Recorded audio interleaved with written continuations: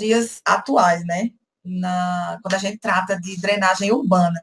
Porque o que é que esse gráfico diz? Né? Eu não peço que vocês expliquem o gráfico na questão, né, do exercício, mas o que é esse tempo de concentração? Né? Lembra da nossa bacia hidrográfica que a gente tem? A gente tem alguns índices, né? Então, por exemplo, a topografia da bacia, ela vai influenciar, que seria semelhante à inclinação do telhado. Então, a topografia da nossa bacia hidrográfica, ela vai contribuir para eu ter uma influência naqueles rios, né? Desde a montante à jusante. De que forma? Porque eu tenho velocidade, né, de escoamento. As características da bacia, né, a forma, a declividade, que seria essa topografia, né, e o tipo de cobertura vegetal, para mim, são os principais, né, que vão contribuir para esse tempo de concentração, que é o tempo para que para que eu tenha esse escoamento na saída da bacia, ou seja, aquela gota d'água, aquela água que vai entrar, aquela vazão lá no início, na cabeceira, até o final, né, da minha bacia hidrográfica. Então, esse é o tempo de concentração. E aí, o que é que esse gráfico tem a ver com a nossa bacia hidrográfica, né, com esse tempo de concentração? Quais são os fatores que influenciam, né? A norma 10.844, né, ela traz alguns conhecimentos para a gente que são importantes, né? Eu não quero que vocês decorem a norma, mas eu acho que a leitura da norma, ela vai nos ajudar a entender, porque alguns fenômenos estão ali de uma forma bem prática, né? Porque a norma é algo simples, né? Resumido. E a norma traz alguns fatores que influenciam. E quais são esses fatores, né? Ela fala o primeiro, né? A forma da bacia, ou seja, a forma, né? A área, a parte geométrica dessa minha bacia vai dizer qual é a vazão ali. É muito interessante, gente. Quem quiser estudar, até no TCC, essa questão de análise de bacias, a gente tem os softwares, programas que, com a figura da geomática, né, que eu falei para vocês em algumas das aulas, né, hoje em dia o trabalho de topografia, ele se resume, né, a GPS em campo. Então, quando você vai a campo, né, porque hoje você tem drones, e você tem sistemas de modelagem que você faz tudo por forma computacional, né? Então, você pega dados, então você faz simulações com a forma da bacia para verificar tempo de concentração. Você simula chuva, né?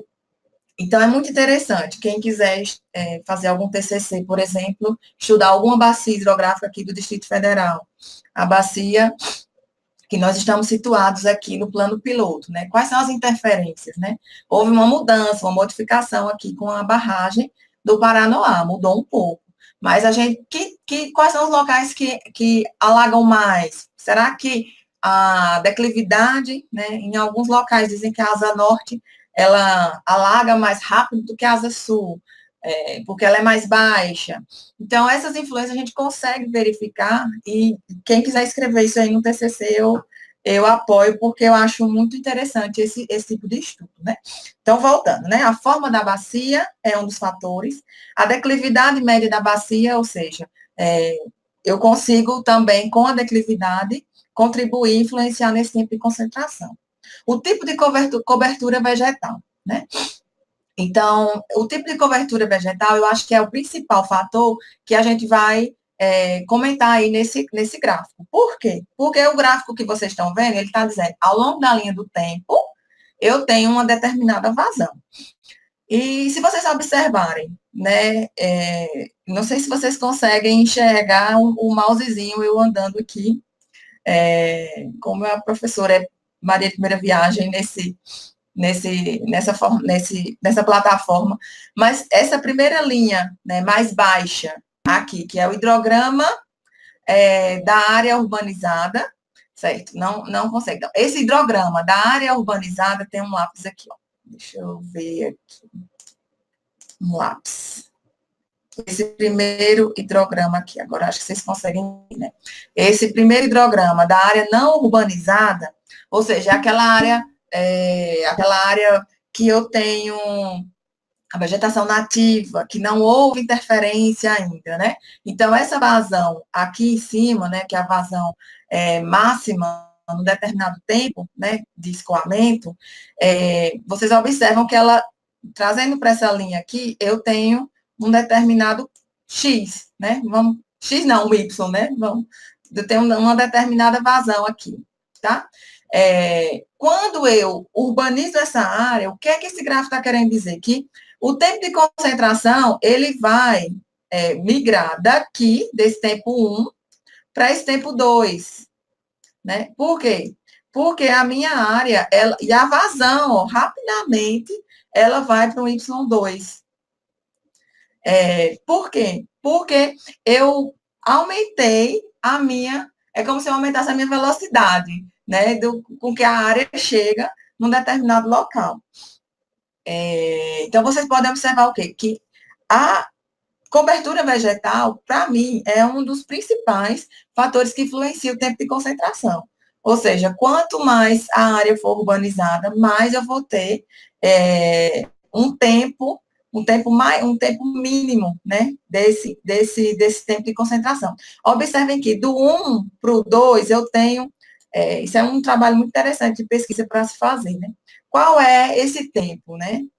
Como é que esse tempo influencia, por exemplo, hoje nas decisões dos gestores, né? Então, são tantas coisas que a gente pode falar, que a gente pode comentar, mas na questão de vocês, eu quero que vocês escrevam quais são esses fatores, né? Então, a forma da bacia, a declividade, o tipo de cobertura vegetal, então, a urbanização, tipo de cobertura, então, vamos supor que eu tenha uma reserva, né? Então, áreas após aquela reserva, provavelmente não vão sofrer alagamentos como quando se eu tirar aquela reserva, aquela área vegetada, né, aqueles indivíduos arbóreos dali, se eu retirar aqueles indivíduos arbóreos, aquela área agora, após aquela área, ela vai sofrer, com certeza, vai ter problemas de escoamento, né? Acho que eu não sei se eu comentei com vocês, no edifício que eu estou morando, o síndico falou que logo quando eles construíram o projeto, quando eles foram morar lá, né, o projeto inicial era, existe um estacionamento do lado do prédio, e atrás eles iam fazer um estacionamento, né? E aí o pessoal da quadra se juntou e falou, não, a gente não quer mais estacionamento, o prédio é o suficiente, né? A gente quer aqui fazer uma área verde. E, assim, é muito bacana você observar hoje, ver em que se tornou, né? Eu fico pensando, se ali não fosse aquela área verde, fosse um estacionamento, com certeza, a questão nos períodos de chuva, aquela área ali era uma área de contribuição, né? Para aumentar esse tempo de concentração a área impermeabilizada vai influenciar diretamente, né? Então, eu posso ter gramíneas? Posso, mas se eu tenho também outros tipos de plantas, né, que eu tenho, aí são outros estudos, né? Os agrônomos, né, nos ajudam bastante nisso, né? Eu tenho também a influência das raízes, né, da infiltração. Então, é possível em áreas que eu tenho impermeabilizada fazer a retirada e utilizar concretos intertravados. Inclusive, até num dos fóruns, achei muito interessante. Algum aluno comentou, não lembro quem, falou sobre a questão do concreto, da reciclagem, nessa questão de áreas de recarga, né, de influência. E é muito bacana, né? Eu já participei de um projeto onde o licenciamento ambiental exigiu que na área de estacionamento, pátio, ele fosse feito com blocos intertravados para aumentar a recarga. Ou seja, eu não poderia impermeabilizar totalmente, né? Então, foi feito com blocos intertravados, que podem ser feitos com resíduos da construção civil, né? Que é tópico da disciplina de saneamento, tá? E o que mais? O comprimento e declividade do curso principal e afluentes, né? Ou seja, também as características hidrográficas, elas vão influenciar no tempo de concentração, né? Porque eu posso ter afluentes, uma bacia que eu tenho rios intermitentes, ou seja, eu não tenho rios perenes. Então, eles vão contribuir menos em determinados períodos do que rios que estão ali o tempo inteiro. né? A distância horizontal entre o ponto mais afastado da bacia e a sua saída, né? As condições do solo em que a bacia se encontra no início da chuva. Então, isso é muito importante também, a questão do solo, porque a gente verifica que o tipo de solo, ele tem influência também. Solos arenosos, né, eles vão, teoricamente, permitir uma infiltração melhor, uma infiltração maior. Então, vou ter um escoamento menor. Já solos argilosos, eu tenho uma maior retenção, né? Então, eu tenho um ponto de saturação, às vezes, que a água vai ficar presa ali naquela camada. Então, dependendo desse comportamento, eu posso ter pode influenciar também o tempo de concentração, tá? E eu perguntei também algumas medidas de controle, né? Na bacia, que o gestor, né, vocês futuramente, engenheiros civis, podem fazer para evitar tais problemas, né? Então, a gente já viu. Tá, então, se eu tenho a forma da bacia, a cobertura vegetal, o comprimento e declividade do curso, onde que o engenheiro civil pode entrar para atuar? Então, eu diria que podemos colocar o aumento das áreas de infiltração e percolação, né, como uma medida de controle, ou seja, vou favorecer, aumentar o quê? As áreas de recarga, né, para evitar que eu tenha problemas de enchente, né. Armazenamento temporário e reservatórios, ou seja, então vamos atuar na forma micro e na forma macro. Na forma micro, com quem? Com as instalações prediais. Então, usar telhados verdes, soluções de captação de água de chuva, para evitar com que essa água chegue até a parte macro, né? As galerias, né? E alcance ali as ruas e venha a atingir mananciais urbanos ou áreas baixas. A questão do uso e ocupação do solo, né? Essa questão do uso e ocupação do solo é muito interessante.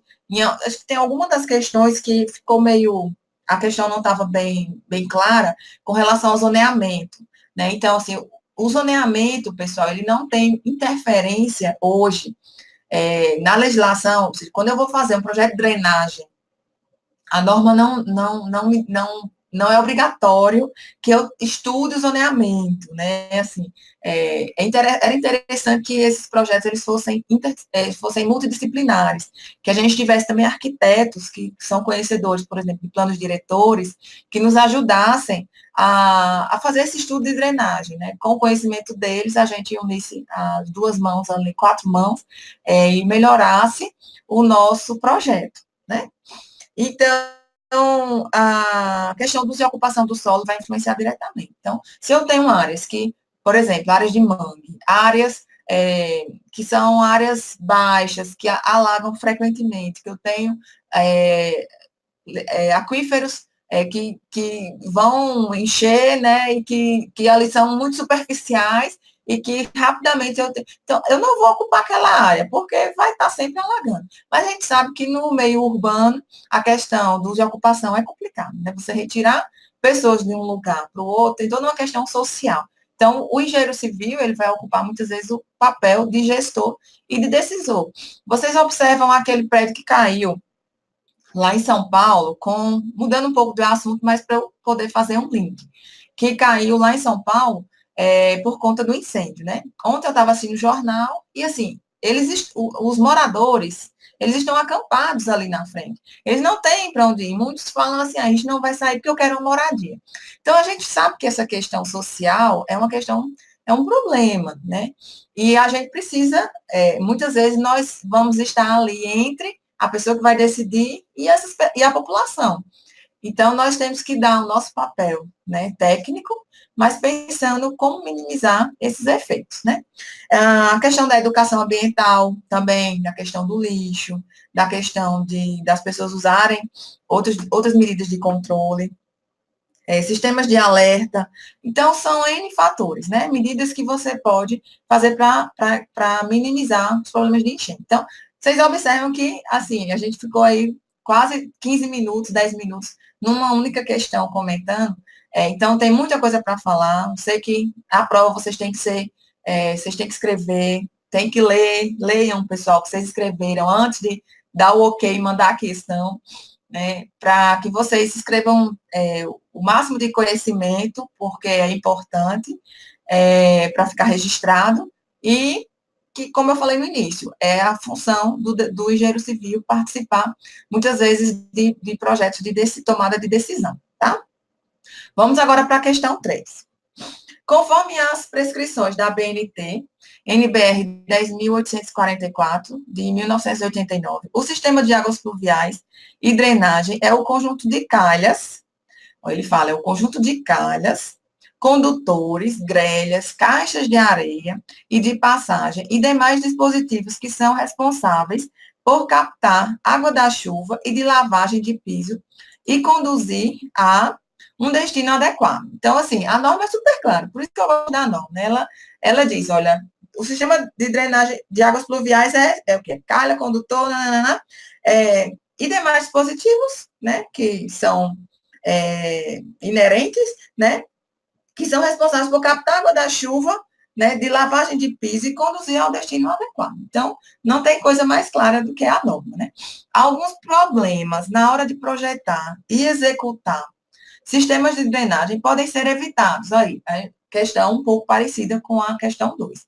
Como, por exemplo, a instalação de caixas de inspeção nas junções e no máximo de 20 em 20 metros, para facilitar a desobstrução e limpeza da rede.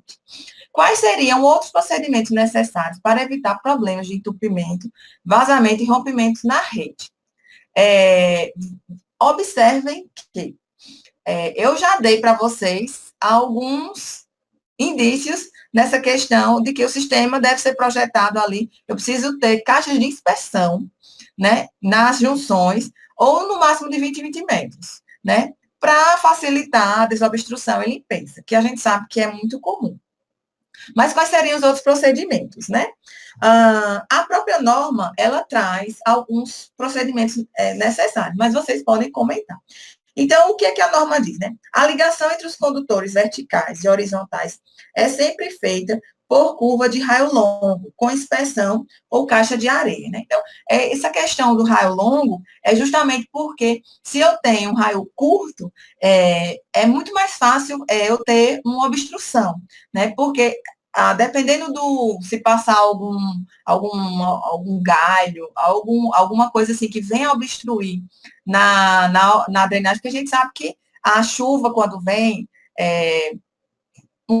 uma das medidas muito importantes que a gente tem que ter, que a gente pode até colocar em projeto, é a questão da limpeza do telhado, né? A limpeza das calhas, gente. Muitas vezes essas calhas, elas ficam... Por exemplo, a gente passa aqui em Brasília, por exemplo, um período muito grande, sem chuva, né? E as calhas, a gente tem o quê? Vegetação, o passarinho foi, pegou criou ali um ninho. Então, assim, nas calhas, antes das chuvas, é importante que os donos, os proprietários, né, os prédios, os condomínios, eles façam essa limpeza das calhas antes das chuvas, né, para que isso não venha a ser carreado, venha a obstruir as tubulações. Então, quando a gente fala nesse raio longo, é justamente para que, se tiver algo, ele consiga passar, né? Aí você pergunta, mas não seria melhor ficar entupido para a gente limpar?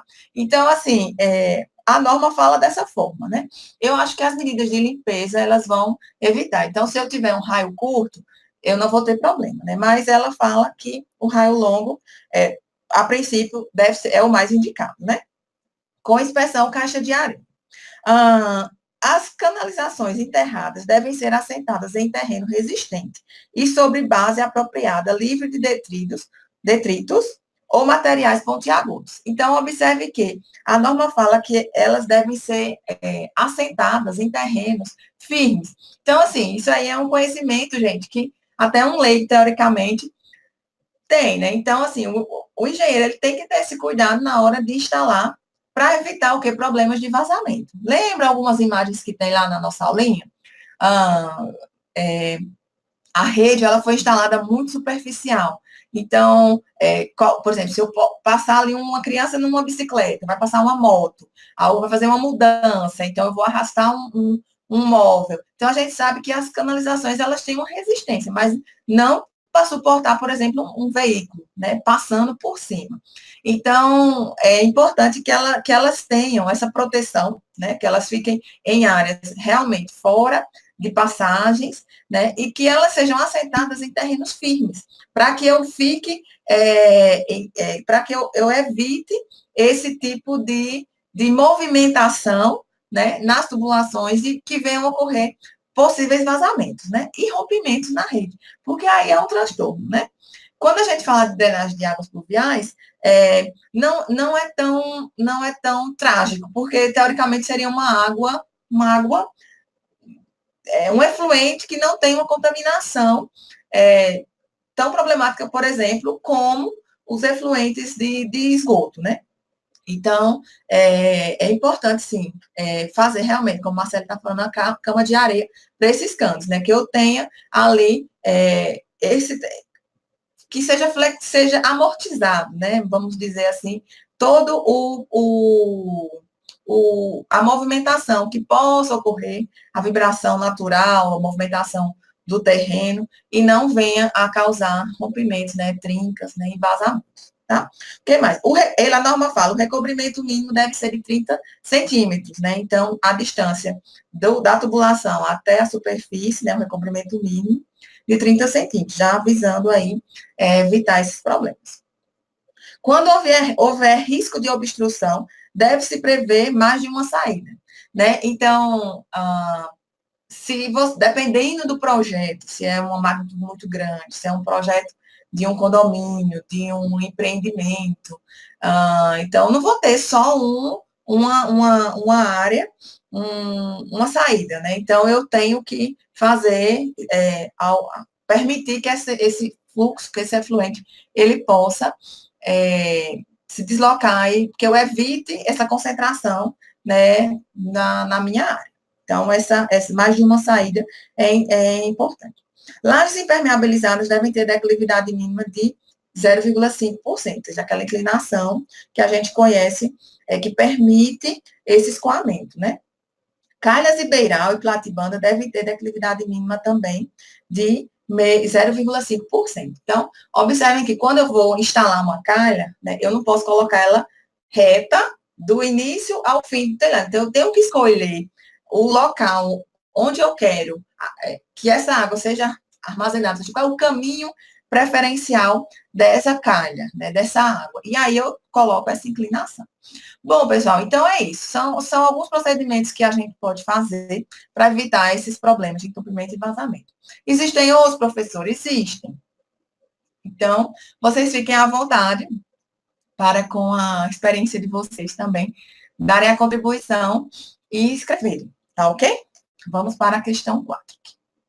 Questão 4, gente, eu confesso que eu acho que foi um pouco mal escrito, porque a gente ficou com alguns problemas. Quando eu fui corrigir as listas, alguns alunos utilizaram uma medida e outros alunos utilizaram outra medida. Então, eu acho que fui eu que não expliquei direito, ou a própria questão. Então, a gente vai esclarecer, né, dessa forma. Esse momento é importante a gente esclarecer. Então, a questão 4, a gente vai fazer um cálculo, né? Ele quer saber o quê? O número de condutores através da equação, né? Ele dá que, aqui, ele diz o quê? O número de condutores, né? Eu vou calcular através da minha área, né? Da área do meu telhado. Então, o que a questão diz? Seu Antônio está com problemas no telhado de sua residência e procurou um engenheiro civil para dimensionar o sistema de calhas e condutores. Então, o que é que ele diz? Dados relevantes para o projeto. Então, eu tenho que a localização é Teresina, o modelo é retangular, o tipo de calha é 2 águas. Aí onde está? O comprimento do telhado, 10 metros. Largura do telhado, 36 metros. A altura do telhado, 1,20 m. Aqui, Marcelo, é onde você perguntou a questão da inclinação. Então, eu considero, assim, que essa altura do telhado aí, ela é onde vai ser o fator de inclinação, né? Que vai entrar como fator ali para evidenciar a questão da influência dessa inclinação na calha, tá? Mas observem, eu tenho comprimento e largura. Então, eu acho que aqui deu um ruído, né? Não está muito claro. Quando a gente pensa no comprimento do telhado e largura, se ele é retangular, é muito difícil eu saber o que é comprimento e o que é largura. Então, eu acho que é aí onde está, foi onde deu os problemas, né? O lado B que vocês observam aqui, né? Esse lado B, eu não sei se ficou dúvida de que seria a largura do terreno, a largura do telhado, né? A grande maioria, todo mundo usou a medida de 36 para B. Agora, a medida de A, gente, é que ficou na dúvida, porque alguns usaram 10 e alguns usaram a medida de 5, né? Então, assim, eu fiquei pensando, poxa, onde está o erro, né? O que é que aconteceu? A questão, né, quando a gente fez em sala de aula, a gente usou, na verdade, o comprimento do telhado como sendo a medida maior, né? E a medida menor como sendo a largura. Observem que aqui há um erro, né? Porque eu coloquei largura do terreno, do telhado, como 36 e comprimento como sendo 10. Então, eu acho que foi isso que gerou esse problema, né? Então, eu não... vamos tentar melhorar essa questão. O comprimento do telhado, eu acredito que é realmente 36, né? Então, o comprimento seria 36, porque essa medida B aqui, ó, o comprimento. E a largura, pessoal, eu entendo que seria a medida de A, né? A largura, então, seria a medida de A. E qual seria essa medida de A? Seria 10, né? Não seria 5. Por quê? Porque a questão, geralmente, quando elas trazem, seja em concurso, seja na resolução de livros, ela traz a largura não do telhado. Talvez a gente poderia escrever largura da aba do telhado, mas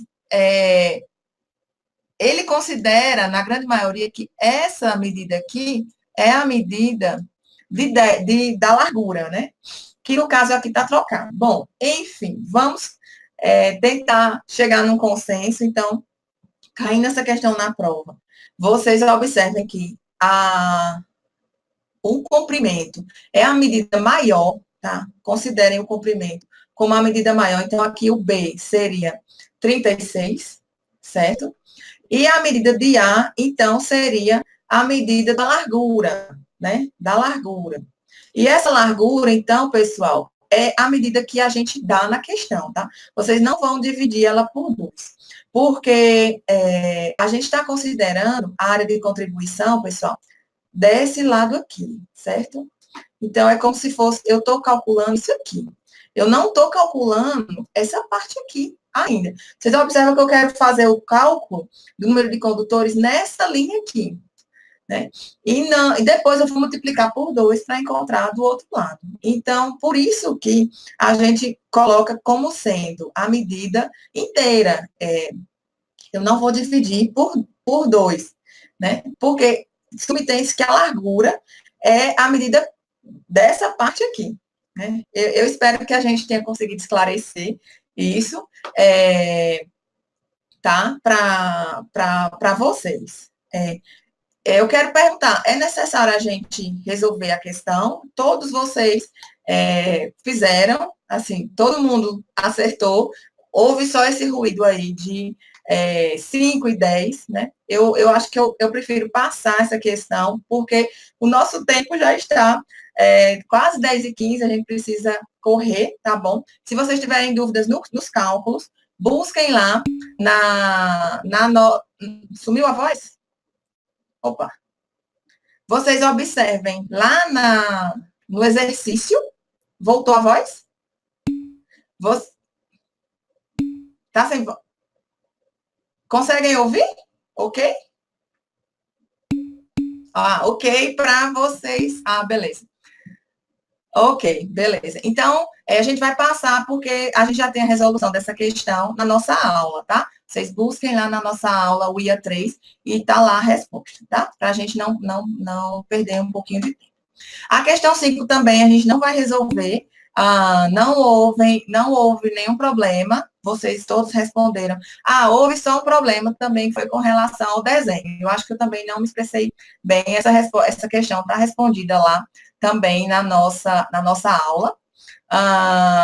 Qual é o foco da questão 5? A questão 5 também está super simples, né? Então, eu tenho a vazão de projeto é determinada pela fórmula, nossa famosa CIA, né? Onde Q é a vazão do projeto, C é o coeficiente de eflúvio, né? I é a intensidade pluviométrica, A é a área de contribuição. Então, ele pede o que na questão? Faça o dimensionamento de águas pluviais para o projeto a seguir, considerando que o mesmo é para a cidade de Belém, sendo o telhado com dimensões 10 por 5, né? Então, o que é esse 10 por 5? Chegando lá no nosso problema da outra questão. Eu tenho o quê? 10 como sendo o meu comprimento e 5 a minha largura. Agora, observem que no desenho, nesse desenho aqui, pessoal, ó, nesse desenho aqui, o que esse desenho me diz? Que o meu telhado, ele não tem, teoricamente, nenhuma inclinação. Ele é como se fosse uma laje, né? É um telhado reto, né? Nesse outro desenho aqui, ó, vocês observam que o desenho também tem o desenho, tem a laje aqui, ó, tá vendo? Eu quero saber a área de contribuição aqui. Só que eu tenho, vocês observam, um outro telhadinho aqui, ó. E isso foi a confusão. Porque algumas pessoas calcularam como igual a questão anterior, com a inclinação, e algumas pessoas calcularam como a gente calculou na aula, né? Usando a fórmula do telhado simples, né? Como se fosse um base vezes a altura, apenas, né? A área é como se fosse 10 vezes 5, como se fosse 50, que seria o correto da questão. Mas eu também não, eu acho que essa questão, o fato de ter esse desenho aqui, gerou dúvida nos alunos, né? Então, eu considero que a questão também deixa margem de dúvidas no questionamento. Então, algumas pessoas calcularam como sendo a área igual à da questão anterior e outros calcularam a área como sendo 10 vezes 5, né? Então, que seria o correto, né? Para essa questão. Mas, também na prova, isso vai ser ajustado, vocês não se preocupem para não gerar essa lista, né? Pois é, ficam na dúvida. Não tava claro, tá ok? Então, aqui a gente tem para a cidade de Belém, né? Aqui o valor, né, no tempo de retorno, lembra que eu falei para vocês que a gente vai calcular para 5 anos, né, então o valor de 157, né, a intensidade, né, que seria o valor do I, tá? A área, então, que é a área de contribuição, que ficou nessa dúvida, que na prova vai estar bem claro, tá? Qual é o tipo de telhado, a equaçãozinha que vocês vão usar. O que mais? Então, a fórmula de Money, para a gente calcular, né? E, deixa eu ver se tem mais alguma coisa para cá. Para não deixar dúvidas. Não, aqui já foi na questão 6, tá? Então, para essa questão aqui também não tinha dúvida, né, pessoal? O que mais aqui, ó? O raio hidráulico, né, que a gente, tudo tá calculado lá na nossa aulinha, tá? Então, a gente também não vai passar para a gente não perder tempo com essas questões que a gente já tem a resolução lá fácil. As únicas dúvidas que a gente tinha era com relação a esses problemas aqui, que não ficou bem claro na questão, tá ok? Então, na questão 6, pessoal, vamos lá. Conforme a norma 611 de 81, o projeto de instalação predial de águas pluviais possui objetivos específicos. Então, marque aqui não representa, pessoal, os objetivos de uma instalação de águas pluviais. Então, assim, essa questão aqui está bem simples, mas tem pegadinha. Então, qual é aquela que não representa os objetivos de uma instalação? Primeiro, permitir recolher e conduzir as águas da chuva até um local adequado. Então, aqui está correto, né? Ou seja, não representa? Não, claro que representa. Uma instalação, ela deve o quê? Permitir, ou seja, recolher e conduzir as águas até um local adequado.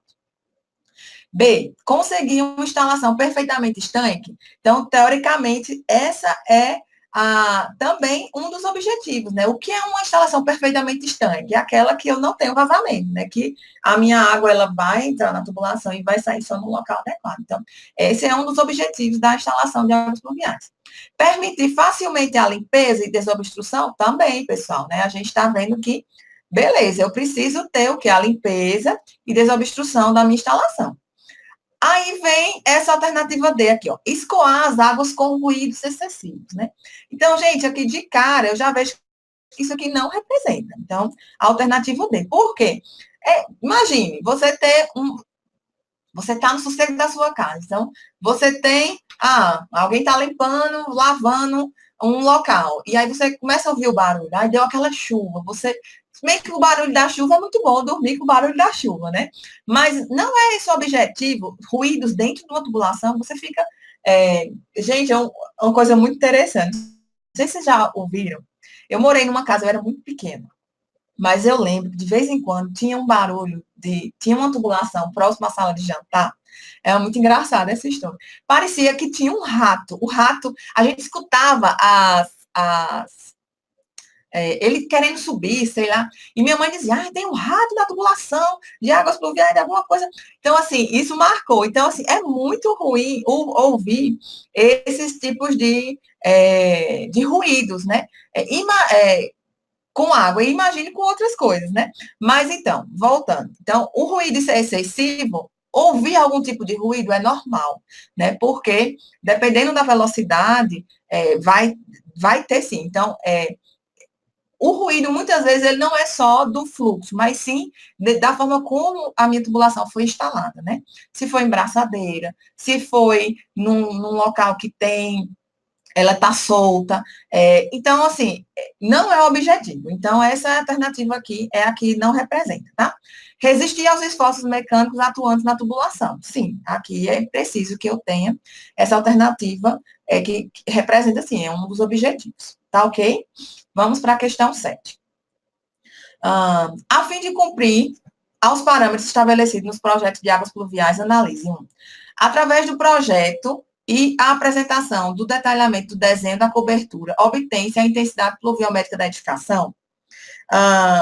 Não, através do projeto e a apresentação do detalhamento do desenho, eu tenho a intensidade pluviométrica? Não, né, gente? A intensidade, a gente sabe que é algo que está referente ao local, né? É um estudo pluviométrico da região, e não através do projeto, né?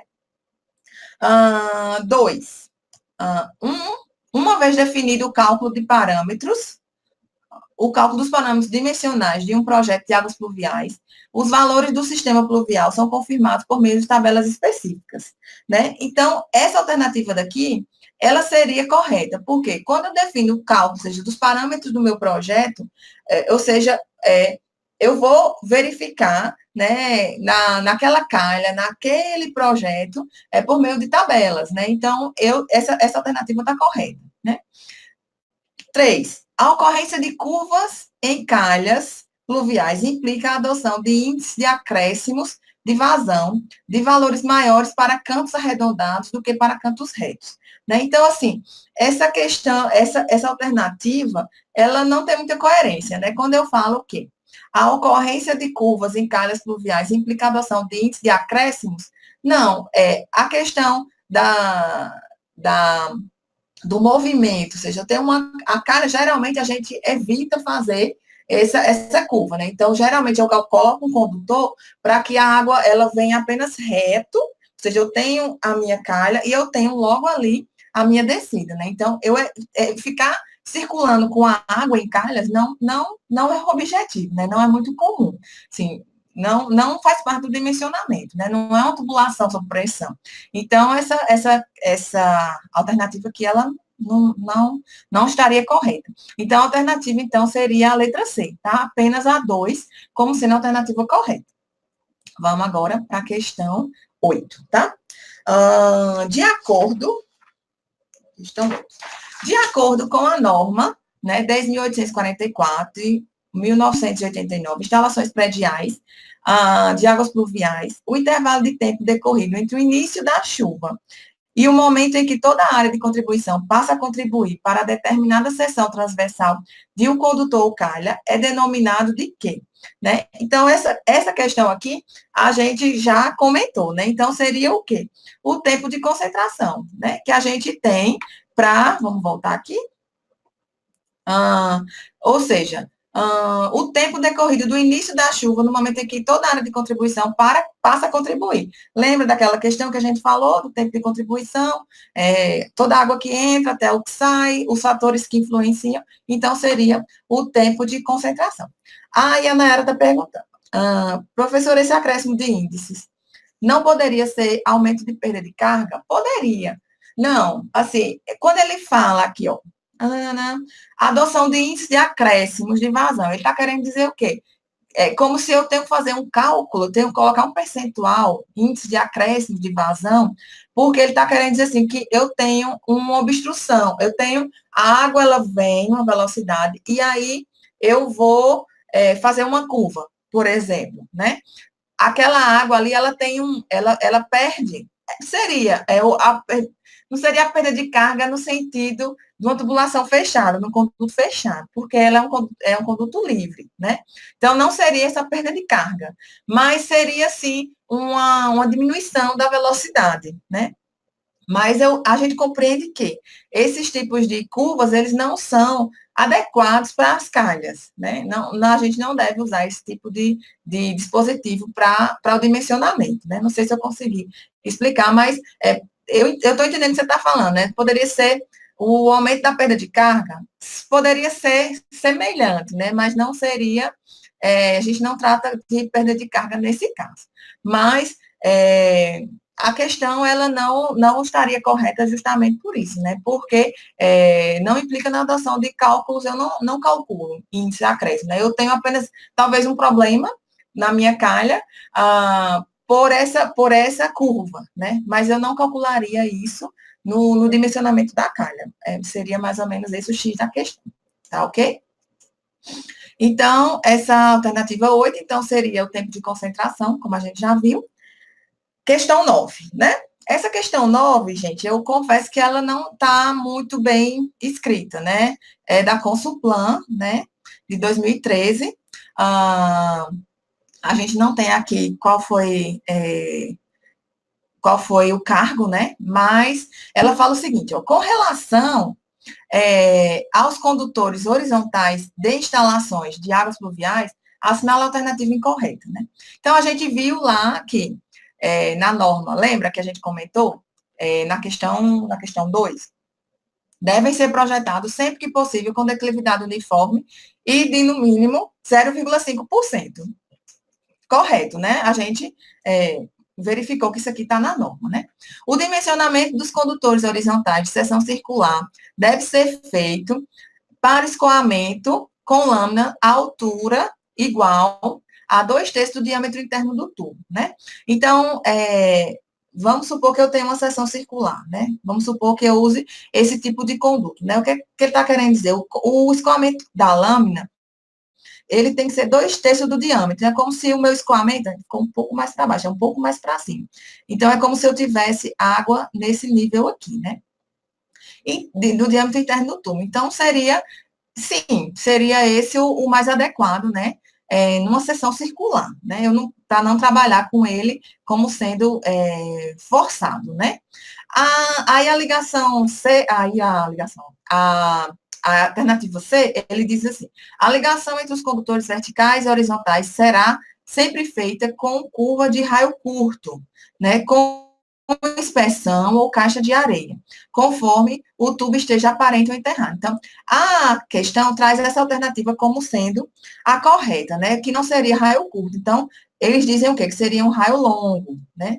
Mas eu confesso para vocês que eu não achei a questão muito bem escrita, e eu acho que essa questão ela gera um pouco de dúvidas, né, com relação aos condutores verticais e horizontais, né, mas como a gente já comentou anteriormente a questão do raio curto e raio longo, essa seria a questão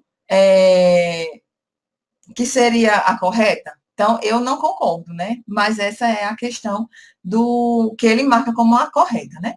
E aí, nas tubulações aparentes, devem ser previstas inspeções sempre que houver conexões com outra tubulação. Mudança de declividade, a mudança de direção, ou ainda a cada trecho de 20 metros. Então, essa daqui também está correta.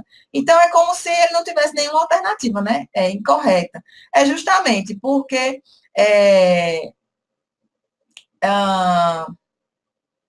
vamos ver, a ligação entre os condutores por raio curto, né? Então, seria raio longo.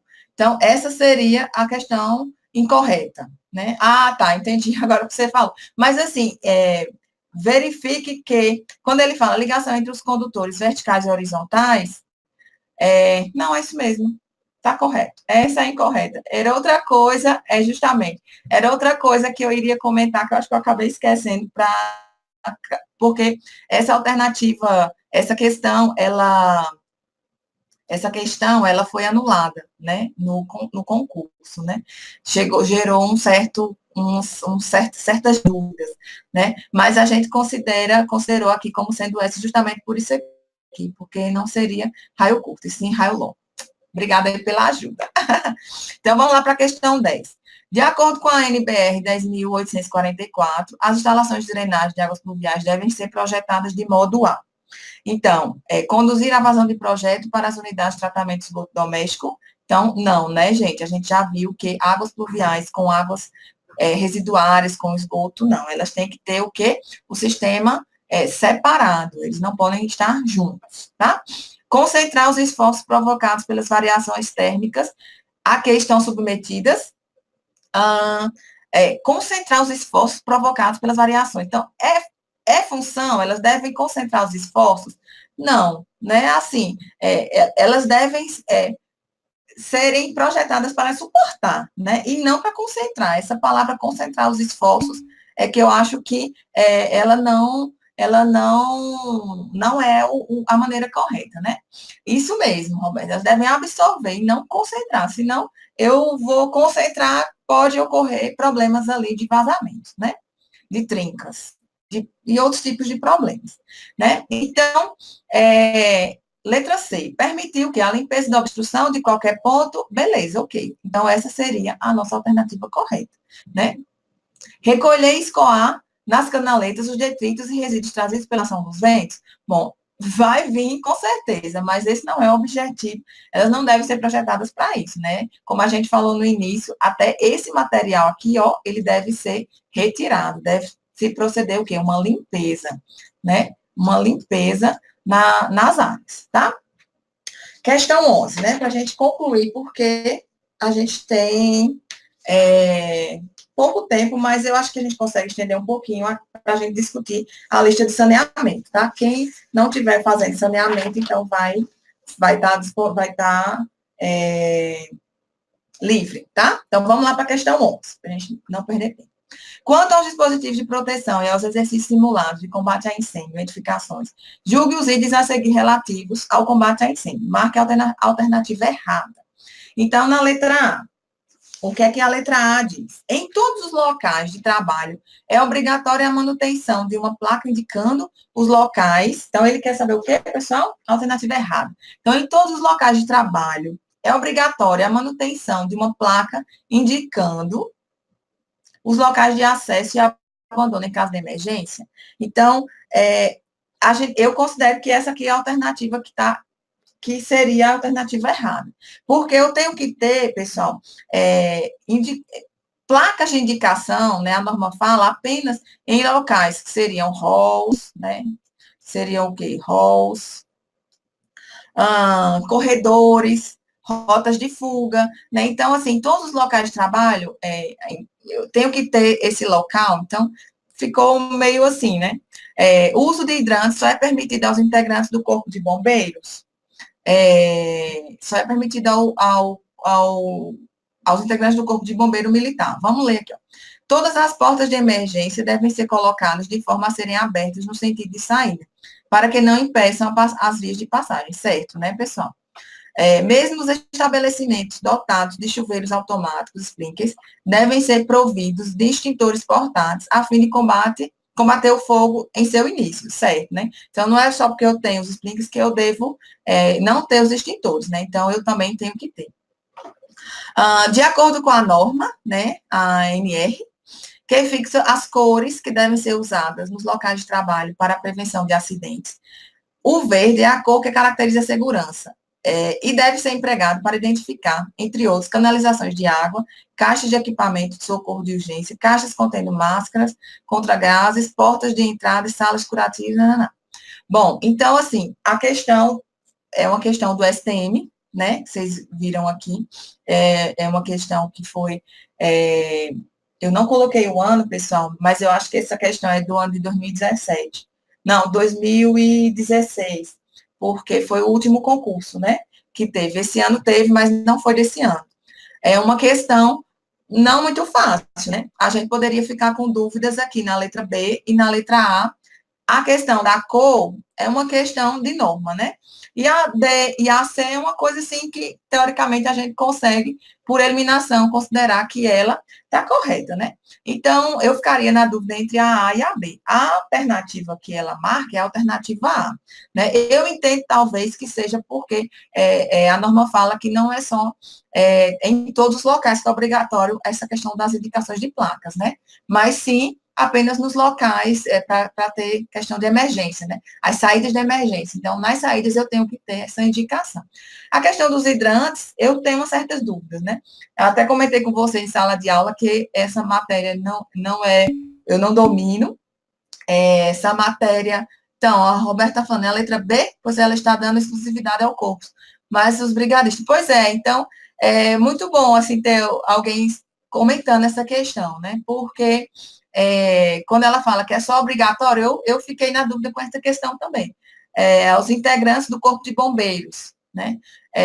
Outras, é lógico, existem pessoas, por exemplo, que são, fazem cursos, né? Por exemplo, lá no Exército a gente tem oficiais que são oficiais de combate a incêndio, né? Então, eles estão ali, imagine, se você tem um incêndio, então, você vai esperar o bombeiro, é lógico, se você tem ali alguém capacitado, como o Roberto está até falando, né? Os brigadistas, eles podem, né, intervir e agir.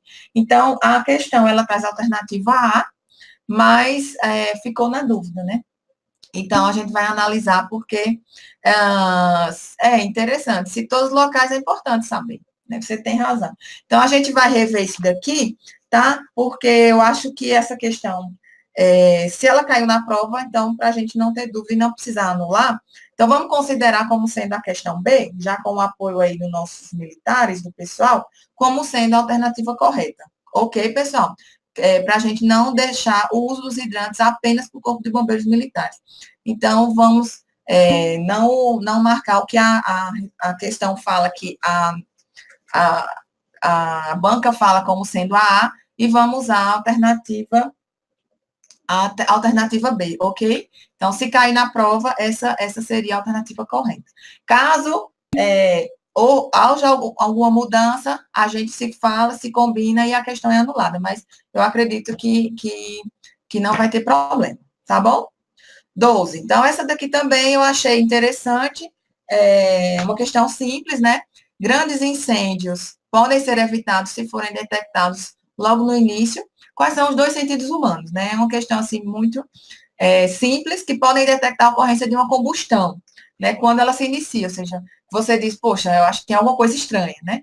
Então, seria audição e tato? Não, né? A não ser que eu escute alguma coisa caindo, né?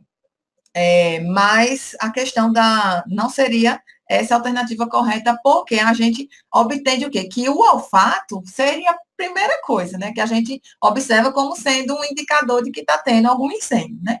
Então, essa alternativa aqui já sairia, né?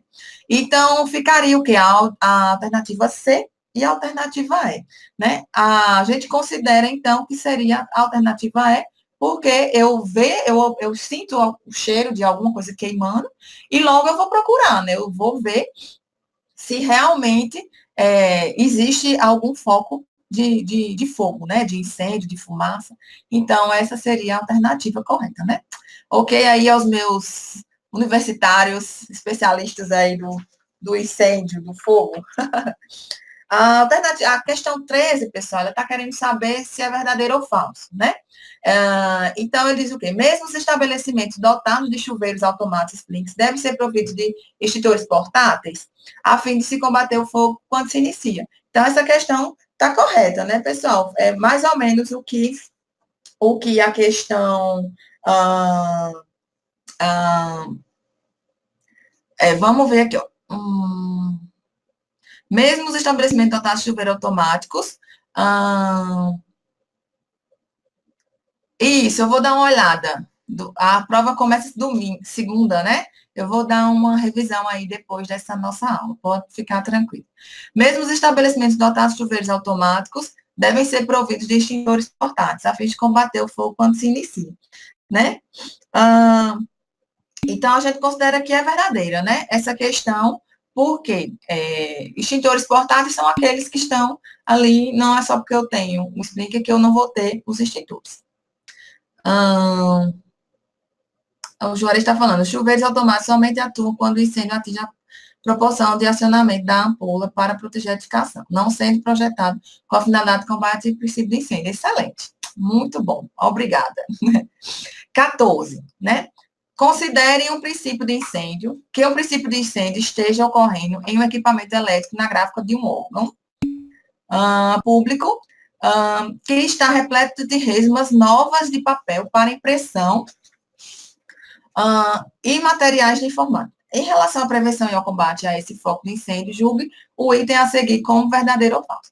As caixas dos hidrantes devem ser mantidas trancadas, de forma a garantir que apenas os membros da Brigada de Incêndio e Combatentes do Corpo de Bombeiros Militar tenham acesso para o seu manuseio, no seu uso e manuseio no combate ao fogo. Então, pessoal, essa questão aqui, a gente considera que ela está falso, né? As caixas devem ser acessíveis, destrancadas. A gente comentou na aula, né, que muitos problemas ocorrem porque alguém comentou que deu um problema de incêndio,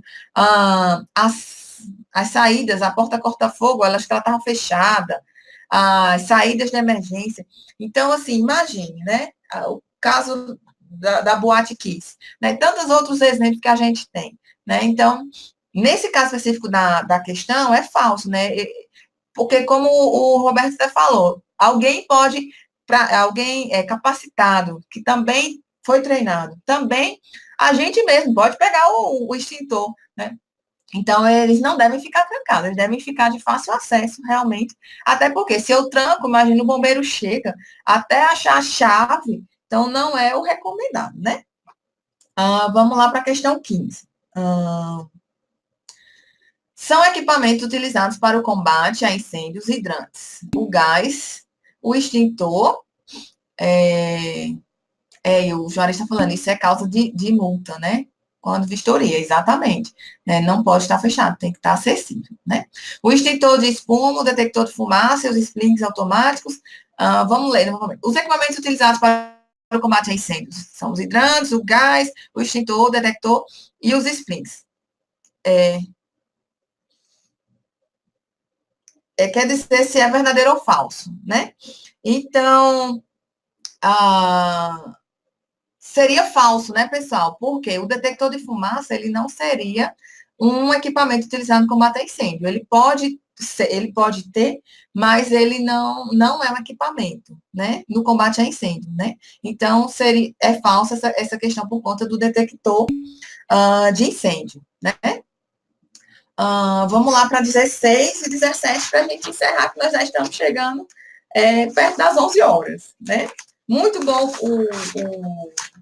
a nossa interação, pessoal. Estou gostando muito da possibilidade da gente também ter essa aula antes da prova de vocês, tá? 16. Um sistema de gás centralizado está composto de dispositivos. Marque a alternativa que não representa tais itens, né? Então, central de gás, né? Central de GLP. Onde ficam armazenados os cilindros de gás? Não, então aqui eu tenho... faz parte, né? A rede, pessoal, de canalizações, as tubulações que levam o gás, também faz parte, né? Medidores de consumo instalados, também faz parte. Manômetro também faz parte, né? Para a gente verificar se está tendo um correto funcionamento, acionamento do sistema. Agora, hidrômetro, pessoal, não tem nada a ver, né? Hidrômetro aqui é sistemas hidráulicos, né? Então, não representa um sistema de gás centralizado, ok? Aqui eu acho que está bem esclarecido. E a nossa última questão, pessoal, as instalações prediais deverão dispor de abrigos, dentro dos quais serão instalados os medidores de consumo. A localização desses abrigos deverá obedecer às seguintes condições, exceto. Então, o que é que está errado aqui? Eles devem estar em área comum, pessoal? Certo, né? Eles devem ter fácil acesso? Também. Não podem ser instalados em compartimentos que tenham outras destinações. Então, será que eles podem estar, por exemplo, junto com um sistema de depósito, por exemplo? Não, né? Eles não devem, né? Então, aqui está correto, né? Não podem ser instalados em escadas nem em seus patamares. Também não, né, pessoal? A gente tem que ter ele ali bem fácil de acesso, né? Não devem possuir dispositivos de segurança, sinalização? Não, então é obrigatório, pessoal. Eles têm que ter os dispositivos de sinalização junto, né, e de segurança, né, então eu tenho que ter ali os extintores, nesse caso aqui também é necessário ter a segurança e a sinalização. Bom, pessoal, então nós encerramos a nossa revisão, né, foi até um pouquinho mais do que a gente tinha programado, né, eu queria agradecer a todos que participaram, né, dessa revisão de sistemas hidráulicos sanitários. Agora a gente vai passar para saneamento. Então, eu já me despeço de alguns que não vão ficar para essa revisão, né, de saneamento. Vou pedir aí 2 minutinhos, que eu preciso baixar a, a, a lista de saneamento que não está aqui para a gente ter acesso aqui, para a gente corrigir. Saneamento vai ser mais rápido, eu acredito, a gente não vai passar das 11h30, tá? Até porque o pessoal aqui era até 11 horas, mas eu já sinalizei, a gente vai estender um pouquinho. E eu queria deixar uma mensagem para vocês, eu pessoalmente talvez não vou encontrar todos, né? Depois vamos despedir de instalações de saneamento. Queria dizer para vocês que nós somos responsáveis por tudo aquilo que nós construímos, né? Os nossos sonhos. Sabe quando você é criança, que você tem você brinca na areia? Alguém já fez castelinho de areia, que você vai lá, né? Então, esse curso, os sonhos de vocês, eles precisam ser construídos, né? E é como essa disciplina, assim como todo o conhecimento que vocês estão adquirindo, ele faz parte desse castelo, que são vocês mesmos quem constrói, né? A gente tem pessoas que nos ajudam, mas só cabe a gente estudar, só cabe a gente a buscar esse conhecimento, né? E que vocês tenham sucesso, né, na carreira de vocês, na formatura, na vida prática, e vocês contem comigo aí o que vocês precisarem. A professora vai estar sempre disponível. Tá, joia? Sucesso, boa prova. Eu vou dar um tempinho aqui, 2 minutinhos, só para a gente baixar a lista de saneamento, ok? A professora bebeu uma água. Então, tá bom. Falou. Beijão.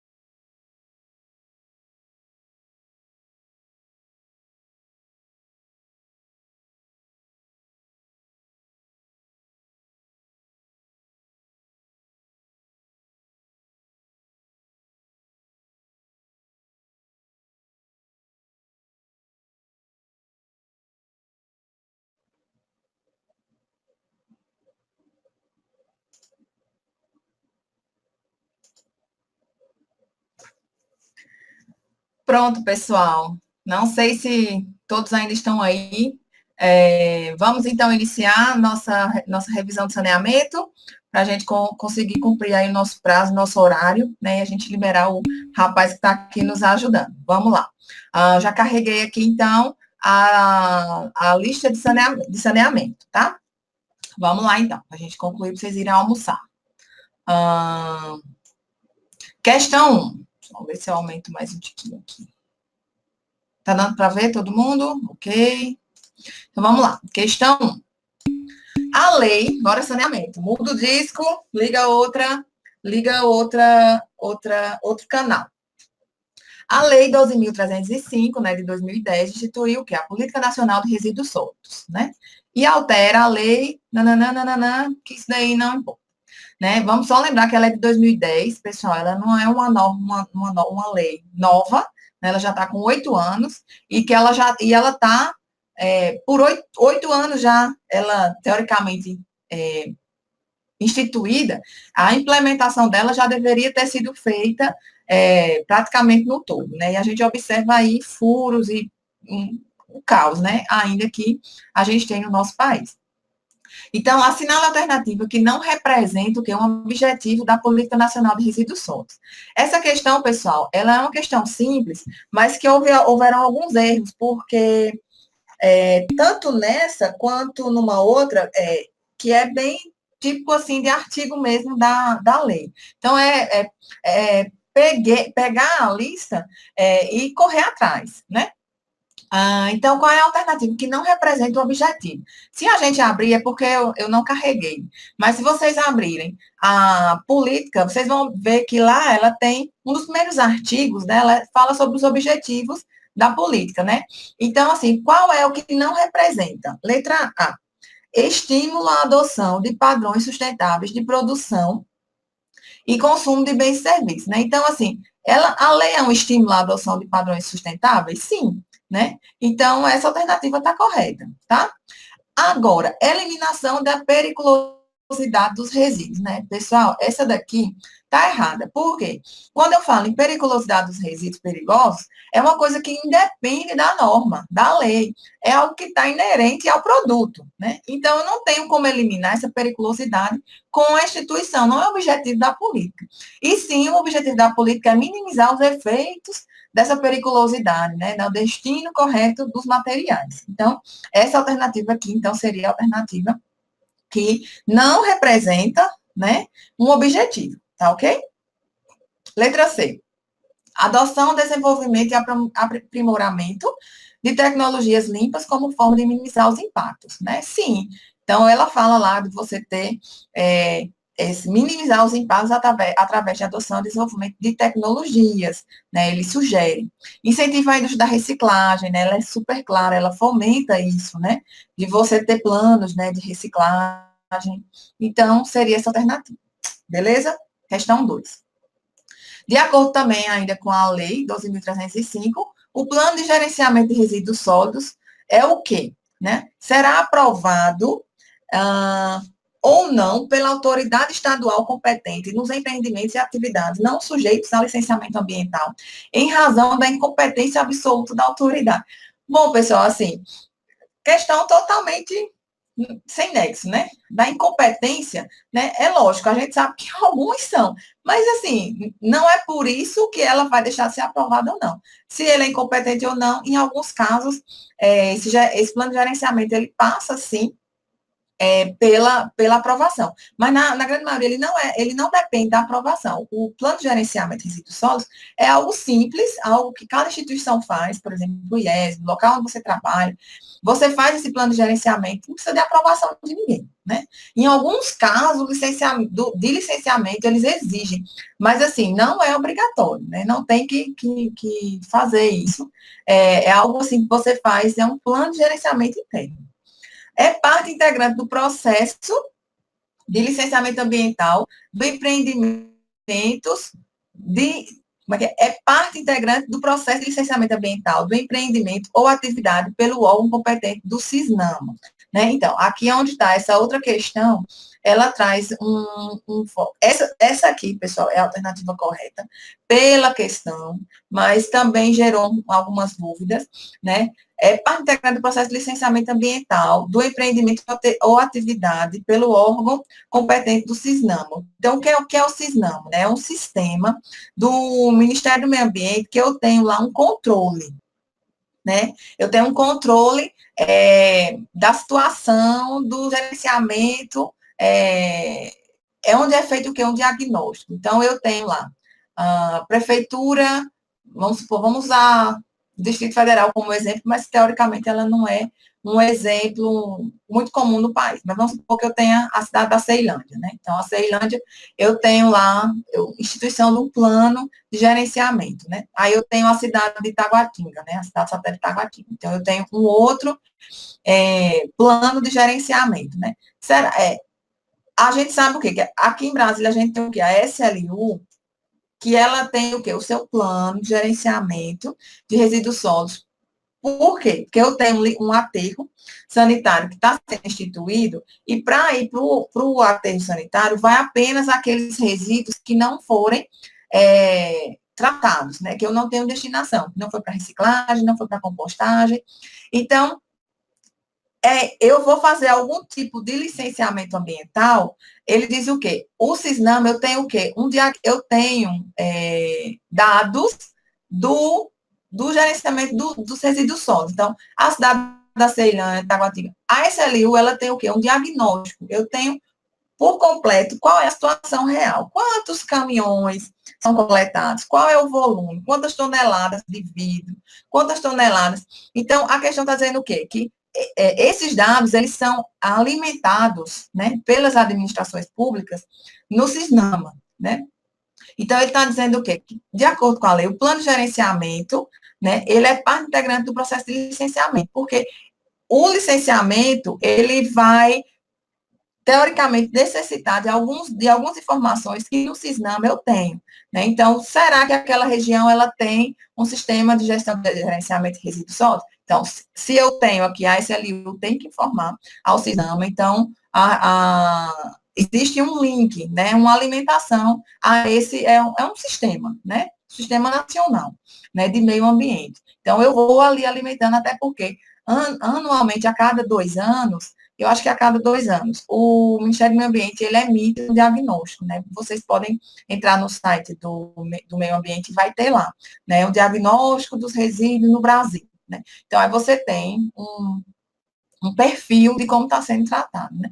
Mas aí ele falar que é parte do processo de licenciamento, né? Aí eu não concordo, né? Então, assim, essa questão aqui seria, a Nádia até falou que a lista é mais difícil, né? Eu coloquei essa questão, mas ela gerou muitas dúvidas, né? Então, é uma questão, assim, que eu anularia, né? A letra C, ela diz, não atinge resíduos industriais, né? Teoricamente, está errado, porque ela atinge sim, né? Então, não marcaria essa alternativa, né? Então, por eliminação, a única que sobraria era essa letra B. Mas, como eu falei para vocês, né? A gente tem um certo receio na questão do licenciamento ambiental, dizer que o plano de gerenciamento é parte integrante, né? Então, eu não entraria com recurso, talvez, nessa questão. Letra D. Não atinge resíduos de mineração. Também não, né, pessoal? Vocês vão ver lá que ele atinge, sim, os resíduos de mineração, de extração. Ele apenas comenta, né? Ele inclui na sua lista. Vamos ver aqui a letra E. Terá como causa obstativa de sua implementação ou operacionalização a inexistência do plano municipal de gestão integrada, né? Então, aqui também estaria errado, né? Quando ele fala o plano municipal, porque existem as escalas, né? Então, inicialmente, a gente tem o plano de gerenciamento sendo feito, realizado numa escala menor, que é um município, e até os municípios, em muitos casos, eles se reúnem, né, para poder montar ali o seu plano em conjunto, porque os municípios nem sempre têm condições, têm caminhões suficientes, não tem como tratar esse lixo, muitas vezes o destino final fica em outras regiões, em outras cidades, então é preciso um apoio. Então, quando eu tenho um consórcio, o meu plano funciona melhor, né? Então, teoricamente, essa questão da inexistência do plano municipal também seria o fato da questão não estar certa. Então, é isso. Essa questão aí geraria dúvidas, eu não colocaria ela na prova. Vamos lá para a questão 3? A questão 3 diz o quê? De acordo com a lei, né, a mesma lei, 12.305, as pessoas jurídicas que operam com resíduos perigosos em qualquer fase do gerenciamento são obrigadas a se cadastrar no Cadastro Nacional de Operador de Resíduos Perigosos, né? Este cadastro será coordenado pelo órgão federal competente no Sistema Nacional. Então, isso daqui, pessoal, está na lei, se vocês buscarem, né? Então, a alternativa correta, pessoal, é a letra D aqui. Gerou muita dúvida, né? Porque algumas pessoas colocaram Sinmetro, né? A questão do sistema de metrologia, normatização, mas não é. Isso daqui é um sistema de cadastro de materiais, né? De equipamentos. Então, não seria o próprio Cisnama, né? Que a norma fala, né? Que é implantado de forma conjunta pelas autoridades federais, estaduais e municipais, né? Então, essa que seria a resposta correta. E tem a letra B aqui, ó, que também apresenta o Cisnama, vamos ver o que é que está diferente nela aqui. É implantado de forma setorizada, né? Exatamente, está exatamente assim, Roberto. De forma setorizada, né? Seria de forma conjunta, né? Pelas autoridades federais, estaduais e municipais, porque a gente tem essa parceria como uma forma fundamental de ter um sucesso, né? Então, seria essa alternativa. Vamos lá para a questão 4. A Política Nacional de Resíduos Sólidos, 12.305, não se aplica àqueles que se originam. Então, essa aqui eu achei uma questão simples, mas que dá para a gente conversar um pouquinho sobre ela também, né? Então, ela não se aplica a resíduos de saúde de forma alguma, né? Os resíduos de serviço de saúde, eles são um dos principais, e é onde está um problema aqui, pessoal. Quem quiser estudar isso aqui também na disciplina de TCC, eu recomendo, porque é um problema. A gente tem hoje poucas empresas, né, que fazem o tratamento desse resíduo, é um resíduo que não pode ir para aterro sanitário, não pode ir para destinos, se ele for para um aterro sanitário, no aterro sanitário tem que ter uma destinação específica, né, e o mais correto nesses casos aí seria a incineração, né, são materiais, os pérfuros cortantes, são materiais extremamente contaminantes, né, então, que eles devem, a política, ela fala, sim, do serviço serviçal, da extração de minérios também, ela fala, né, vocês observem lá a lei, até, para algumas pessoas eu até coloquei o artigo, né, que ela fala. A questão das instalações industriais, pessoal, ela fala assim, e das atividades agropecuárias, né? Então, a alternativa aqui seria os processos radioativos, né? Ela não traz o quesito com relação aos processos radioativos. Uma questão que eu queria destacar com vocês, essas atividades agropecuárias, lembra que eu comentei com vocês que esses resíduos aqui já existe uma resolução própria, né? A professora não bebeu água. Estou ficando rouca. As atividades agropecuárias, os resíduos, por exemplo, de uso, né, agrícola, eles já têm uma legislação, já tem uma política, já tem campanhas, né? Então, houve uma certa confusão. Então, as atividades agropecuárias, ele coloca, sim, na norma, mas aqueles resíduos, né, próprios de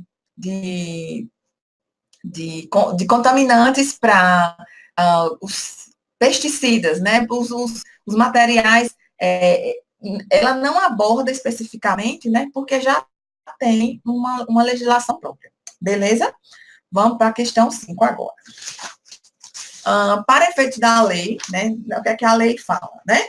A gestão integrada de resíduos sólidos. Pessoal, quando fala gestão integrada, o nome já fala. Não é uma gestão simples, é uma gestão que vem basicamente com componentes, né? Então, eu não posso fazer uma gestão sozinha, eu preciso de ferramentas, eu preciso de pessoas, né? É o quê? Então, o que é? Ela é o quê?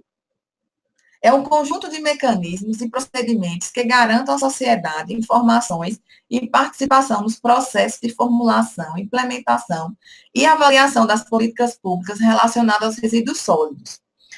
Essa questão eu deixarei aí, porque ela está quase certa, tá, pessoal? Vamos passar para frente. Letra B. O que é que diz a letra B? Distribuição ordenada de rejeitos em aterros, observando normas operacionais específicas, de modo a evitar danos e riscos à saúde pública e à segurança, e a minimizar os impactos, né? Então, assim, essa questão você tem que pegar bem o que a norma fala, a lei, né, 12.305, fala sobre gestão integrada, porque ela é bem específica, né? Então, nesse caso aqui, o problema seria rejeitos, né? Quando ela fala em aterro, distribuição ordenada de rejeitos, né? Então, eu tenho que observar as normas específicas, a evitar danos à saúde dos nossos impactos. Não está errado. Mas esse não é o foco da gestão integrada. A gestão integrada, vocês vão ver na questão que é a correta, que ela envolve ações, ela envolve pessoas, né, poderes. Então, assim, isso daqui seria o quê? Um dos objetivos, mas não, sim, a gestão integrada de resíduos sólidos, né? Quando eu falo rejeitos, pessoal, existe aquele paradoxo, né? Rejeito e resíduos, né? Então, eu ficaria assim, poxa, rejeitos, será que a norma fala dessa forma ou seria resíduo? Rejeitos estaria correto? Por quê? Porque ele fala colocar em aterro apenas aquilo que eu não vou utilizar mais. Então, seria o rejeito? Bom, eu ficaria na dúvida, mas para dizer o que é uma gestão integrada, ela não estaria completa. Letra C. Vamos ver o que a alternativa C fala.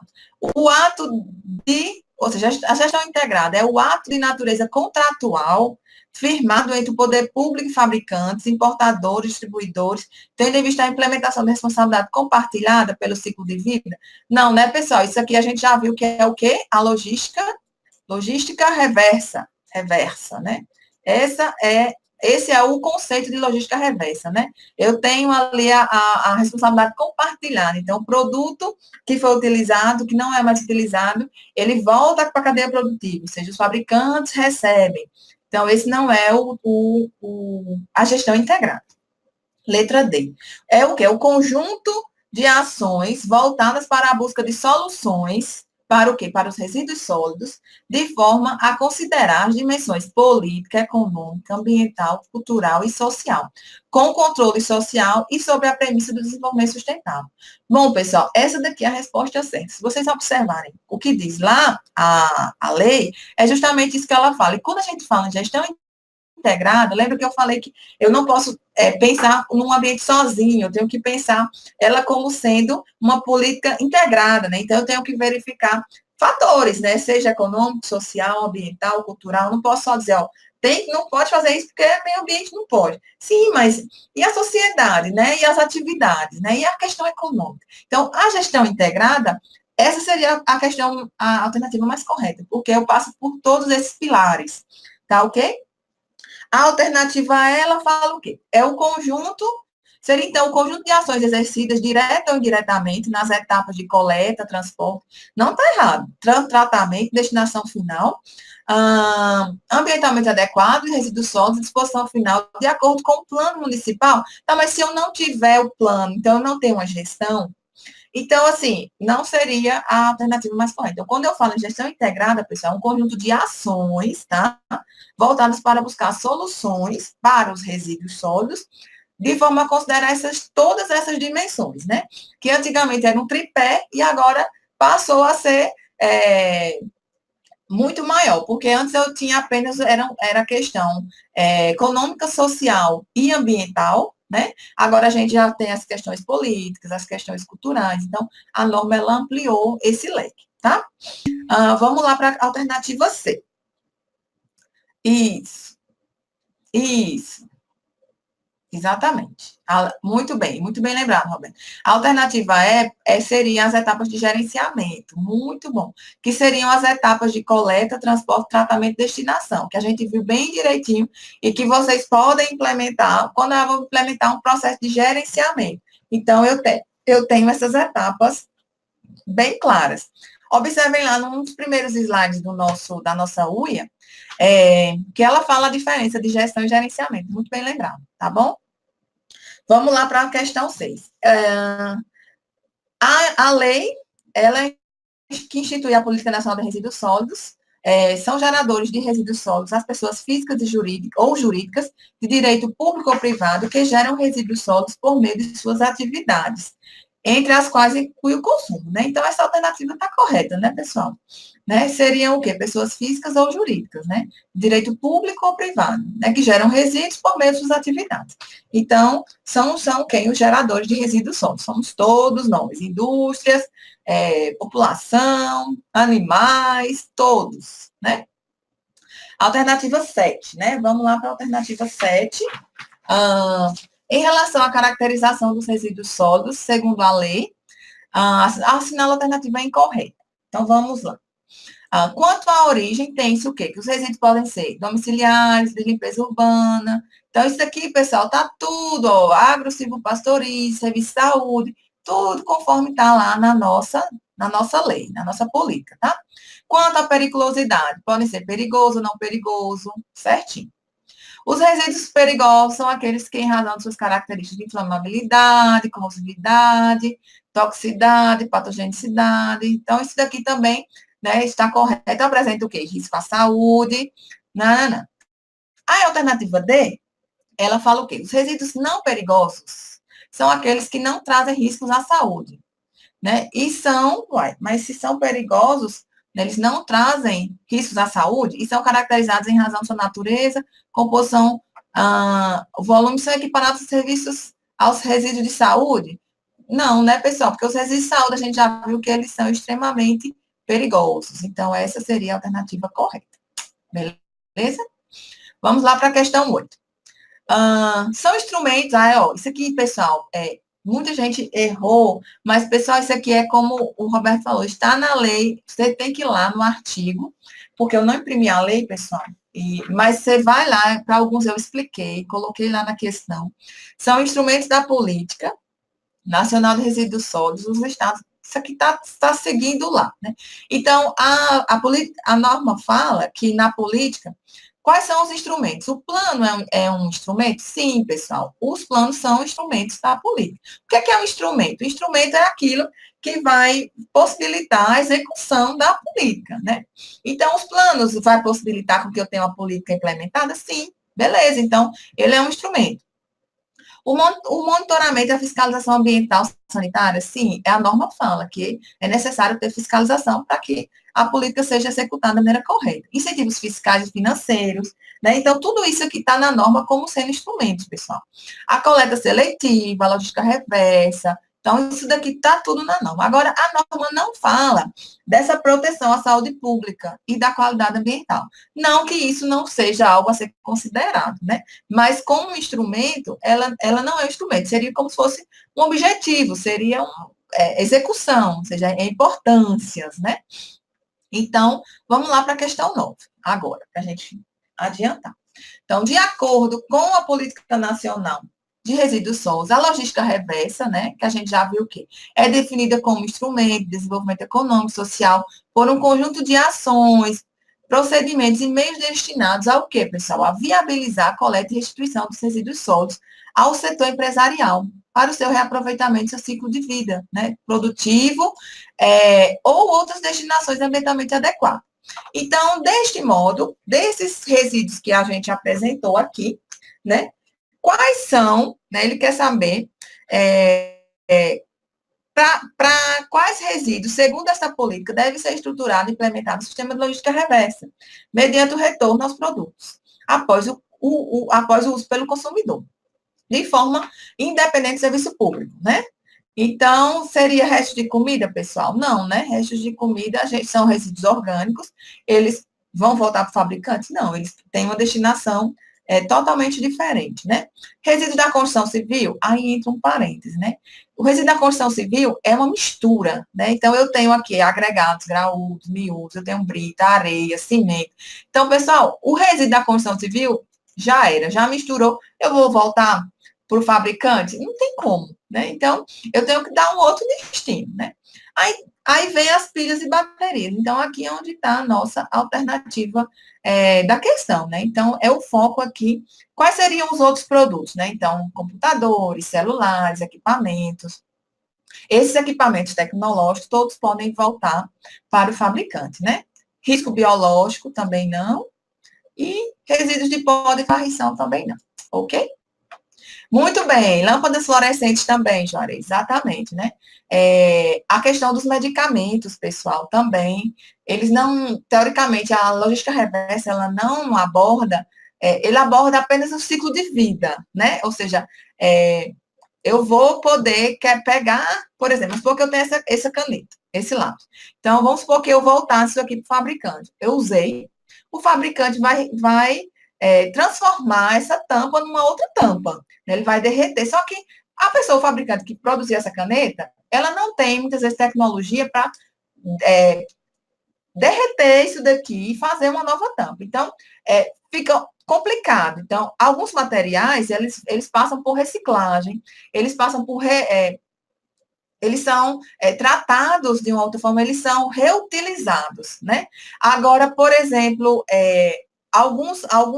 os equipamentos eletrônicos, a própria indústria que produziu aquelas ferramentas, ele pode utilizar aquele material. A questão das lâmpadas, a questão dos medicamentos, os farmacêuticos, né, as farmácias, as empresas de produtos farmacêuticos, eles recebem, mas eles não vão pegar aquele mesmo comprimido e fabricar, e pôr na composição. Acho que vocês, espero que vocês, acho que é esse paralelo que eu quero que vocês entendam, né?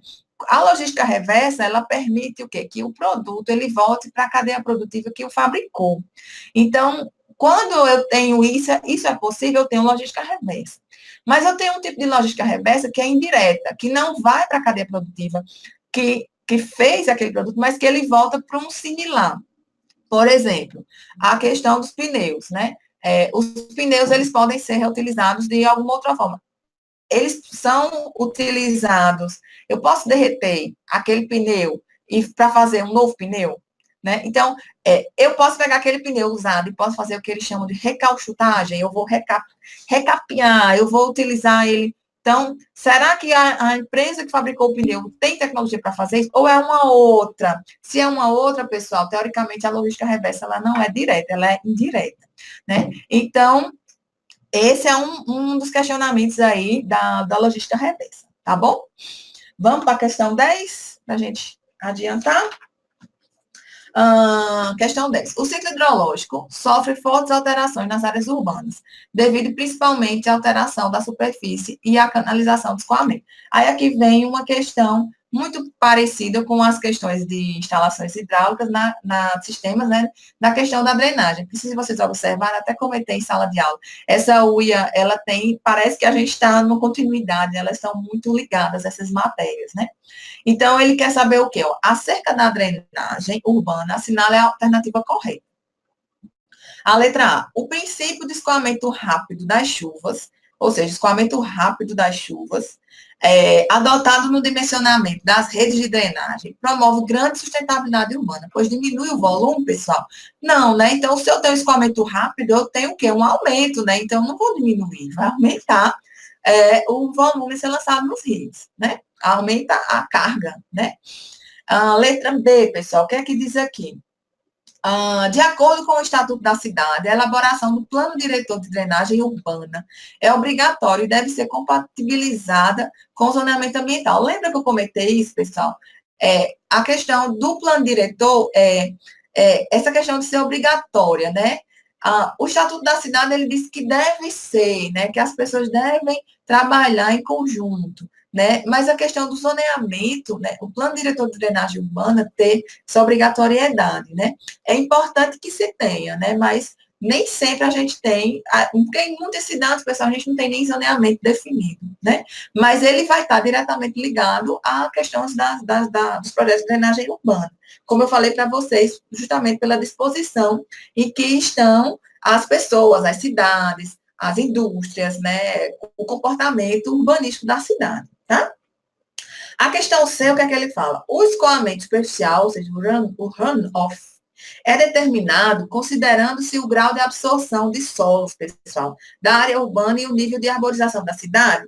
Então, a gente viu o quê? Que lembra da nossa equação? Q é igual ao QAC e IA, né? Lembra? Que é o quê? O coeficiente de rugosidade, a questão da área, né?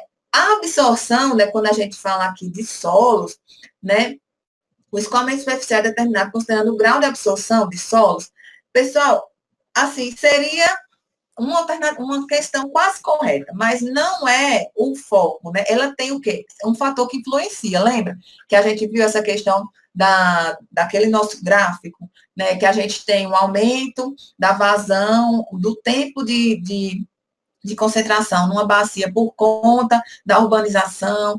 O tipo de solo é um dos fatores, né? Mas o coeficiente, o escoamento, ele tem uma outra característica, né? E não é determinado, né? Pela absorção do solo, tá? Letra D. As medidas de controle de drenagem urbana podem ser classificadas de acordo com o componente da drenagem em medidas na fonte, na microdrenagem e na macrodrenagem. Então, esse daqui seria a alternativa correta. Lembra que a gente viu que a drenagem urbana ela pode ser classificada de acordo com a micro e a macro? Então, essa é a alternativa correta, tá, pessoal? Que a gente observa essa alternativa como sendo importante. A gente ter conhecimento do que é uma microdrenagem, do que é uma macrodrenagem, dos dispositivos e da influência dela nos nossos projetos, tá, pessoal? A alternativa ela diz o quê? O lançamento das redes de macrodrenagem em corpos hídricos superficiais só demanda dissipadores de energia quando estudo de impacto ambiental assim determinar. Não, né, pessoal? Então, assim, a gente precisa determinar. Então, se vai ter dissipador de energia, que são aquelas escadinhas, né, que a gente tem, para evitar que a água venha causar erosão lá na frente, que é a jusante, né? Então, eu não vou ter isso apenas para cumprir um estudo ambiental, né? Mas eu vou ter que ter isso justamente para poder obedecer o que a norma fala e evitar os problemas, né? Em alguns casos, os estudos, eles vão determinar que se tenha, mas não só por isso, a gente tem que ter esses controles justamente para evitar erosões, evitar enchentes, né? Então, deve ser contemplado independente. A questão 11, pessoal, seria a nossa última questão, uma questão do metrô aqui do TF, então, acho que foi para engenheiro civil, essa questão, essa prova. Ela diz o quê? A drenagem urbana é um sistema destinado ao escoamento das águas de chuva no meio urbano. Excelente. Acerca desse assunto, assinala a alternativa correta. Então, a alternativa A, ela diz o quê? As medidas ou soluções estruturais são aquelas que atacam as causas, barragens, galerias e retificação de rios. Né? Então, eu quero que você diga a alternativa correta. As medidas e soluções estruturais, pessoal, elas são aquelas que atacam as causas, barragens, galerias? Vamos deixar essa alternativa aí. Não estaria tão errada, mas vamos ver se tem alguma outra alternativa mais correta, né? A alternativa B diz assim: os elementos principais da macrodrenagem são os meios-fios, sarjetas, bocas de lobo, postos de visita e galerias. Pessoal, a gente viu o quê? Que a macrodrenagem, ela compõe, a microdrenagem, ela compõe a edificação, né, e o seu entorno, né, ali aquela influência, né. E a macrodrenagem, pessoal, a gente já faz uma análise, né, da minha bacia, né, eu já faço uma análise do comportamento urbanístico, né, como as áreas de influência vão contribuir para a drenagem da urbanização dessa área, né? Então, o posto de visita seria da macrodrenagem, sim, né? As bocas de lobo. Agora, os meios fios, eles já entrariam, talvez, na microdrenagem. Então, essa alternativa estaria meio certa, tá? A alternativa C, ele diz o quê? Deve-se considerar o conjunto, ou seja, com relação o conjunto, deve-se considerar o conjunto da bacia hidrográfica para o controle da drenagem urbana, buscando se evitar a simples transferência dos impactos para a jusante. Então, quando eu considero, né, a bacia hidrográfica, né, para o controle dessa drenagem urbana, é o objetivo da drenagem evitar simples transferências dos impactos a jusante. Então, esse daqui foi o que a questão trouxe como alternativa correta. Lembra que eu mostrei para vocês 3 modelos tinham 3, acho que eram 4, de bacias hidrográficas, ela não urbanizada, ela urbanizada. Então, vocês observam lá no desenho, na aula, os impactos, né, a jusante da área quando ela vai sendo urbanizada. Então, esse riozinho que tem aqui, esse afluente, né, quando eu tenho aqui, não tinha nada urbanizado. Então, essa área aqui estava ok. Quando eu tenho urbanizações, aí vocês vão observar que esse rio aqui, ele fica mais grosso, né? Ele fica mais largo, né? Porque eu tenho uma contribuição maior, então eu tenho problemas ali, possivelmente de alagamentos, né? Então, no controle da drenagem urbana, justamente dentro de uma bacia, eu tenho o quê? Esse é o objetivo principal, pessoal, evitar a transferência dos impactos a jusante, né? Porque muitas vezes eu não tenho problema aqui, nessa urbanização, né? Mas eu vou ter problema aqui, né? Então, esse é um dos objetivos, né? Quando ele fala, né, na letra D, o sistema de microdrenagem é constituído por canais de maiores dimensões que recebem as contribuições do sistema e a ação do corpo receptor, essa questão aqui seria, então, não a microdrenagem, né, pessoal? Seria, então, a macrodrenagem, que são aqueles sistemas numa grande escala, né? Que trata o quê? De receber contribuições e lançar de uma forma dos canais, né? Aqueles canais maiores, né? De maiores dimensões. Então, essa alternativa não seria correta. Eu fiquei um pouco em dúvida com essa questão aqui na letra A. As medidas de soluções estruturais, pessoal, são aquelas que atacam as causas, né? Barragens, galerias e retificações. Mas a alternativa C, ela realmente, ela é o objetivo, né, dentro da bacia hidrográfica, a questão de controle, né, da drenagem urbana, né, então, aqui resume tudo, né, é a simples transferência dos impactos a jusante. Então, essa é a alternativa correta, né. Então, pessoal, nós concluímos aí, 11h30, praticamente, a nossa revisão, tá, das nossas listas de saneamento, deixa eu ver, vocês estão me vendo? Deixa eu ver se eu consigo. Aí, ok. Ok. Nós encerramos, então, pessoal, a nossa revisão. Eu desejo para vocês uma boa prova, né? Estou à disposição também para vocês,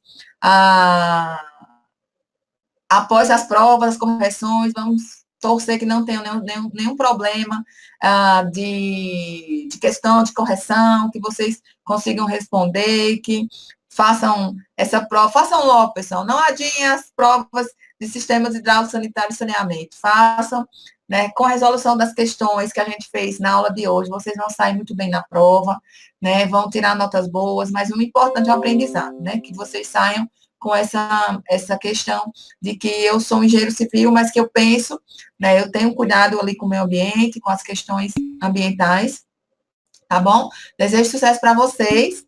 Vamos encerrar aqui a nossa gravação e estamos... tá. Que tipo de questão dissertativa pode cair na prova? Bem parecida, Roberto, com o que a gente respondeu aqui. Questões de conhecimento do que vocês... das questões da lista, né? Não vai ter nenhum problema diferente do que a gente analisou aqui. São essas questões dissertativas, tá? Procurem escrever o máximo, colocar as informações que vocês... conteúdo de mundo, conteúdo de experiência que vocês têm, que vocês vão sair bem. Tá joia? Um bom fim de semana para vocês, um bom almoço e estamos à disposição. Fiquem com Deus e um grande abraço. Até mais. Tchau.